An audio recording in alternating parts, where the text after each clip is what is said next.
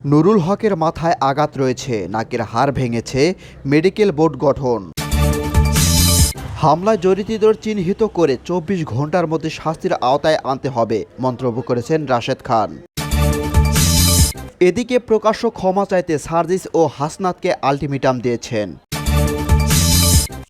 এবং সর্বশেষ জানিয়ে দেব, রাষ্ট্রের কাছে ৫ কোটি টাকা ক্ষতিপূরণ চেয়েছেন দাবি অধ্যাপক কার্জন। প্রিয় দর্শক, এতক্ষণ শুনছিলেন সংবাদ শিরোনাম, এবারে বিস্তারিত। গণ অধিকার পরিষদের সভাপতি নুরুল হকের চিকিৎসায় উচ্চ পর্যায়ে মেডিকেল বোর্ড গঠন করেছে ঢাকা মেডিকেল কলেজ হাসপাতাল। আজ শনিবার সকালে ঢাকা মেডিকেল কলেজ হাসপাতালের পরিচালক ব্রিগেডিয়ার জেনারেল মোহাম্মদ আসাদুজ্জামান জানান, নুরুল হকের মাথায় আঘাত রয়েছে, তার নাকের হাড় ভেঙে গেছে, যে কারণে গতকাল অতিরিক্ত রক্তক্ষরণ হয়েছিল।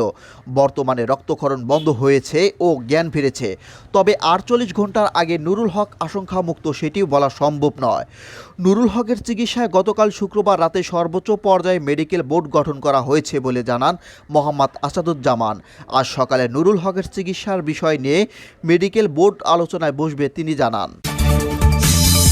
হামলায় জড়িতদের চিহ্নিত করে ২৪ ঘন্টার মধ্যে শাস্তির আওতায় আনতে হবে, মন্তব্য করেছেন রাশেদ খান। নুরুল হক সহ গণ অধিকার পরিষদের নেতাকর্মীদের উপর হামলায় জড়িত ব্যক্তিদের চিহ্নিত করে ২৪ ঘন্টার মধ্যে শাস্তির আওতায় আনার দাবি জানিয়েছেন দলটির সাধারণ সম্পাদক রাশেদ খান। শুক্রবার দিবাগত রাতে ১৫:১১টার দিকে ঢাকা মেডিকেল কলেজের জরুরি বিভাগের সামনে নুরুলের অবস্থা সম্পর্কে কথা বলতে গিয়ে তিনি সাংবাদিকদের কাছে এসব কথা বলেন। রাশেদ খান বলেন, আমরা স্পষ্টভাবে বলেছি ২৪ ঘন্টার মধ্যে সেনাপ্রধানকে বক্তব্য দিয়ে ক্লিয়ার করতে হবে তিনি এ ঘটনায় নির্দেশনা দিয়েছেন কিনা। স্বরাষ্ট্র উপদেষ্টাকে ক্লিয়ার করতে হবে, প্রধান উপদেষ্টাকে বক্তব্য স্পষ্ট করতে হবে।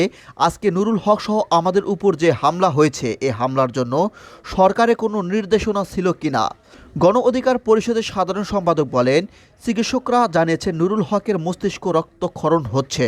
রাশেদ খান আরও বলেন, নুরুল হককে দেখতে এসেছেন আইন উপদেষ্টা আসিফ নজরুল, তিনি আমাদের শিক্ষক। আমাদের এখানে যারা আছে তারা অত্যন্ত ক্ষুব্ধ। আজকে নুরুল হকের উপর যেভাবে হামলা হয়েছে, এটা আওয়ামী লীগের আমলে কোনো নেতার উপরে হয়েছে বলেও আমার জানা নেই। গণ অধিকার পরিষদের সাধারণ সম্পাদক আরও বলেন, এবার কিন্তু গণ অধিকার পরিষদ একা ঘেরাও করবে না। জুলাইয়ের শক্তি, ফ্যাসিবাদ বিরোধী শক্তি সবাই একবদ্ধতা হয়ে আওয়ামী লীগ প্রেতাত্মা ও দোসরদের রাজনীতি নিষিদ্ধ করার দাবিতে আমরা যমুনা ঘেরাও করব। প্রকাশ্য ক্ষমা চাইতে সার্জিস হাসনাতকে আলটিমেটাম। প্রকৌশল শিক্ষার্থীদের আন্দোলনের পক্ষে বক্তব্য দেওয়া জাতীয় নাগরিক পার্টির এনসিপির দুই মুখ্য সংগঠন সার্জিস আলম ও হাসনাত আবদুল্লাহকে ক্ষমা চাওয়ার জন্য আলটিমেটাম দিয়েছে কারিগরি ছাত্র আন্দোলন বাংলাদেশ। আজ বৃহস্পতিবার দুপুর ৩:১৫টার দিকে এ আলটিমেটাম দেওয়া হয়। সংগঠনটির দপ্তর সম্পাদক সাব্বির আহমেদ স্বাক্ষরিত বিজ্ঞপ্তিতে বলা হয়, এনসিপির নেতা সার্জিস আলম প্রকৌশল অধিকার আন্দোলন এর সঙ্গে একত্রতা প্রকাশ করতে গিয়ে কোটা শব্দটি ব্যবহার করেছেন। অপরদিকে হাসনাত আবদুল্লাহ প্রকৌশল অধিকার আন্দোলন এর অযৌক্তিক দাবিতে ন্যায় সমঝোতা বলে আখ্যা দিয়েছেন। আমরা এ ধরনের দায়িত্বজ্ঞানহীন বক্তব্যের তীব্র নিন্দা জানাচ্ছি। তারা বলেন, উপসহকারী প্রকৌশলী ১০ম গ্রেড একটি কোনো কোটা নয়, এটি একটি বিশেষায়িত পদ। এখানে প্রবেশের জন্য একমাত্র যোগ্যতা হলো ডিপ্লোমা ইঞ্জিনিয়ারিং ডিগ্রি, যা ১৯৭৮ সালে রাষ্ট্রপতির অধ্যাদেশ এবং ১৯৯৪ সালের প্রধানমন্ত্রীর প্রজ্ঞাপন রয়েছে।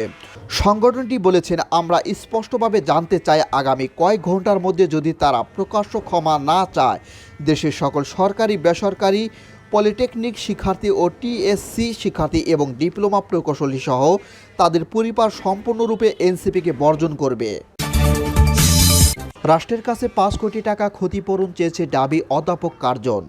আইনজীবী নিয়োগ করতে না দেওয়ায়, থানায় ও জেলখানায় ফ্যান ও সাবানের অভাব, সারা রাত ঘুমাতে না পারা সহ নানান দুর্ভোগের কথা তুলে ধরে সংবিধানের ৩৩তম অনুচ্ছেদ অনুযায়ী প্রাপ্য সুযোগ সুবিধা থেকে বঞ্চিত করা হয়েছে বলে আদালতে অভিযোগ করেন ঢাকা বিশ্ববিদ্যালয়ের অধ্যাপক ডক্টর শেখ হাফিজুর রহমান কার্জন। এ সময় কাঠগড়ায় দাঁড়িয়ে রাষ্ট্রের কাছে ৫ কোটি টাকা ক্ষতিপূরণ চেয়েছেন এই অধ্যাপক। শুক্রবার শাহবাগ থানায় সন্ত্রাস বিরোধী আইনের মামলায় আদালতে তোলা হলে তিনি কথা বলেন।